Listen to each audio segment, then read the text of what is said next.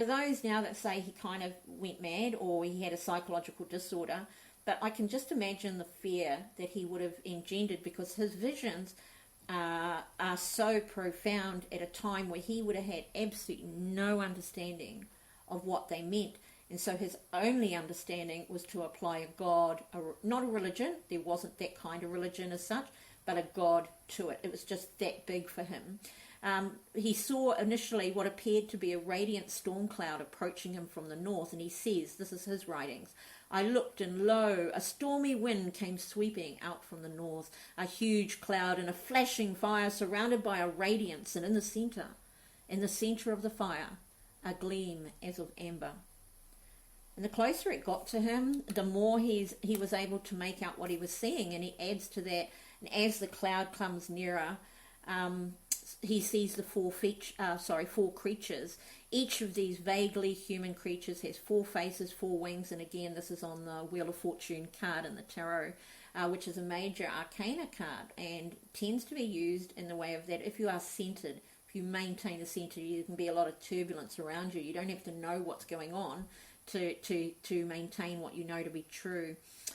He describes their 4 faces corresponding to the 4 points of the compass, and the human face in front, and that of a lion to the right, and an ox to the left, an eagle in the back, and that's referenced again in the tarot repeatedly. That's not to say that the tarot is religious text. It's saying that the tarot is supposed to be visionary, it's supposed to be predictive. There are a lot of things going on there, and so what Ezekiel is describing here is larger than life. It's mysterious, and he's a visionary, so to use his visions in any kind of tarot deck makes sense, because that's the idea. It's engendering an energy. He goes on to describe these wheels. As I gazed on the creatures, I saw one wheel on the ground next to each other of the 4-faced creatures. As for the appearance and structure of the wheels, they gleamed like beryl. All 4 had the same form. The appearance and the structure of each was as of 2 wheels cutting through each other. We have this now, by the way. In fact, it's technology that led to the drone. So if we have any doubt that this guy was looking far into the future, then I would really dismiss that. A lot of individuals over the years have looked at this particular vision of his and decided that he saw a UFO, but he clearly states in his book that he had a vision. I think he would know if he saw something for real, right? Like, that's what he saw in front of him. He may have fudged it so that he didn't look like a nutter, but later on he didn't seem to care if he looked like a nutter. So I would suggest that he was compelled to share his information. Either that, or it was so enormous and out of his sphere of understanding that he felt it must be a vision. He'd wandered off into the desert, laid down. He had a lot of visions, and so we will address some of the other ones, because he talks about angels coming out of beings of light. This is all very interesting stuff to my mind. Totaling 4 in all, each wheel consisted of a wheel within a wheel, which some have viewed being a double wheel consisting of 2 parallel parts. That means a sideways wheel. We've all seen that, going on, a sideways wheel with a wheel moving in a different direction inside of it. It's not really described as just a nifty piece of engineering either. Unlike earthly wheels, which are inanimate objects, these wheels had the spirit of the creatures.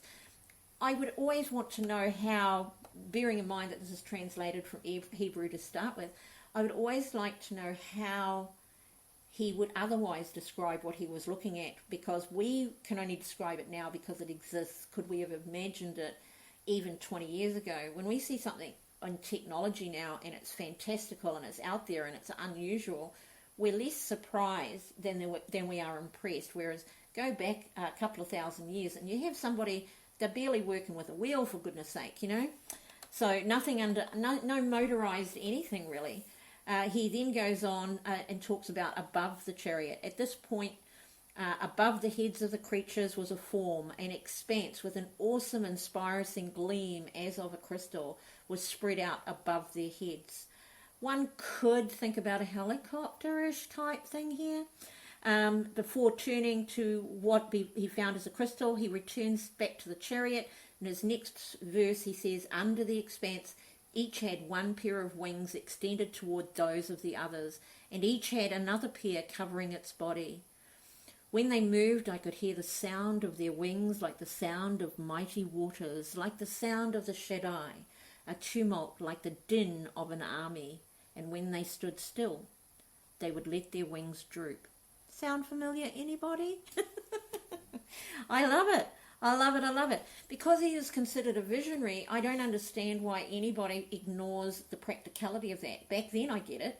Up here now, I don't. It doesn't make sense to me to completely ignore that. And the driver of the chariot, he had that. He sort of mentions, hang on, we got it. And then in a flash of recognition, he realizes that what he was seeing was God. So he's seeing this being, or he's seeing this top above the chariot, above the expanse over their heads, was a semblance of a throne, and the appearance like sapphire. And on top, upon the semblance of the throne, there was a semblance of a human form. Now, it's all very dodgy when it comes to saying what it was. So he's seeing a sort of a silhouette by the sounds of it. And it's only later that he decides this had to be God, because this is just amazing. This is just brilliant. This is just, can't get over there. In one of his later visions, he talks about going up in the air and looking down at the earth, by the way, around Earth a couple of thousand years ago. So there's a very interesting thing there. In Jewish tradition, they've pretty much kept this a little bit sideways. His visions do go on a little bit more, but we need to move on. They go on a little bit more because they got a bit disturbed that what he was describing as God, and this is even now, even though he's talking about this God, he's talking about a being that looks human. And so if his description of it and his belief and if his understanding is this, if this is a God, then perhaps God isn't what all of these religions purport him, it, her, whatever, to be. Perhaps there's so much more in what he is saying, and that's where the ufologists come in. At that point, they go, this is a spaceship, and that's a person driving it, and he's seeing them in bright lights, which we're very used to today, and how that looks. If you look into a bright light coming off a car and somebody standing in front of it, there's a distortion, right? So if you start thinking about all of this, and if this is a vision, it's very likely a vision that goes a few thousand years ahead of where he's living, which I personally think is phenomenal. So that's our prophecy part of things, our prophets, I should say. It's all a very interesting subject, and like all of these subjects, we will revisit certain things. We were requested about the Witches of Pendleton. The next time we do a witches show, that will be part of it. We will come back to the prophets and visions and visionaries at some point in the future. If you've got something you're interested in, you can just pop it in here, pop it into the live show chat, and we will put it aside and make sure the next time we approach that subject matter that we get stuck into that. But in the meantime, we've got a little bit of a chat about specifically astral projection. Tammy, do you want to lead us into that? That would be great. Thank you. Okay. So, what is astral projection? Many of us have heard, the words astral travel or astral projection talked about in metaphysical circles and communities. But do we really know what it is? Maybe you've experienced astral projection or travel and you didn't even know what it was. Almost everyone has had some sort of astral projection experience at least one time in their lives, and didn't even realize that they were having an astral projection at the time. Eden Hoffman says in her book, Developing Your Psychic Skills in 1981, and out-of-body experiences are much more common than people think. Many people simply don't remember them, and others probably think that they're just dreaming. There is an abundance of materials and reports and evidence that the astral world does exist, based on many people who have reported their different astral experiences. They've accurately described places they have never been seen and witnessed events that could not have been, they could not have possibly known about them. And there are literally millions of accounts, about astral projection that you can read in books and on the internet nowadays. Well, astral projection is what happens when you have an out-of-body experience, or what they call an OPE. This happens when your consciousness allows itself to travel outside of the body into other dimensions, particularly the astral planes. Now, the astral planes are the closest dimension to the earth plane. It has both pleasant and unpleasant energies and is very dualistic. Some spirits get trapped in astral planes without realizing that they can move on to higher dimensions where duality is less prominent. Other people who travel, and have astral projection or travel, they do it regularly. It is like leading a double life. You have a life and friends here on Earth, but you can also have a life or friends in other astral worlds. Oh, I'll have a bit of that, thank you. Now, spirit realms are highly populated, and you can make friends and acquaintances there just the same as you do here on Earth. In the astral worlds, you can walk through walls, fly, experience multiple strains of consciousness, and have peak spiritual experiences. However, you must be in control of your emotions and thoughts to be able to choose what you want to experience or what you like. Otherwise, there's a possibility that you'll be tossed to and fro in the dualistic reality that draws you like a magnet. So to whatever that resonates with you.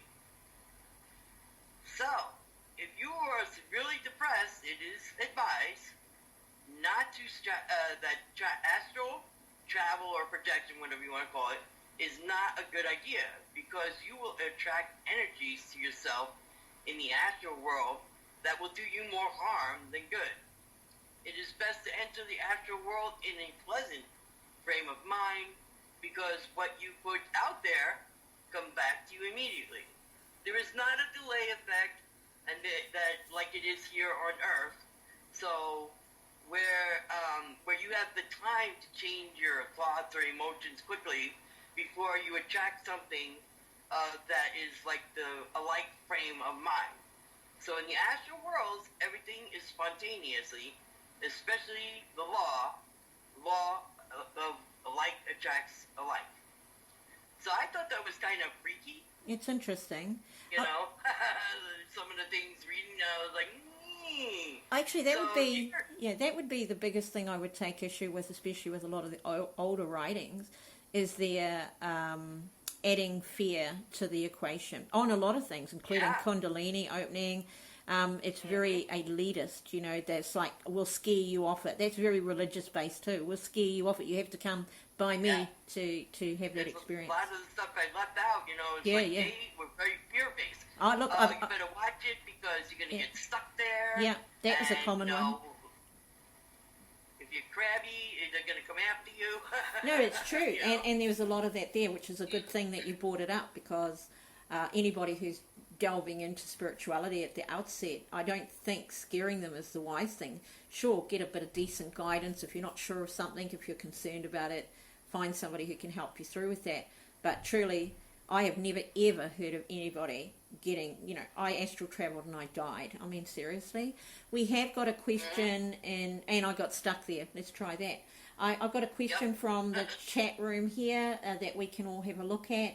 Hello, good evening, Jessica. Hello. We're all going to say hello to Jessica. Hello. Hello, Jessica. Hello. So I have a question. It may be vague. Alrighty, that's a good way to start. So I found my twin flame and everything is going fast. It's actually really fun. I feel as though it will continue as in buying a house and having kids. Am I on the right track? However, I have the sense of excitement that awesome things are coming. Will you want to kick that off, Drita? Or Tammy? Okay. It's actually fun. All right.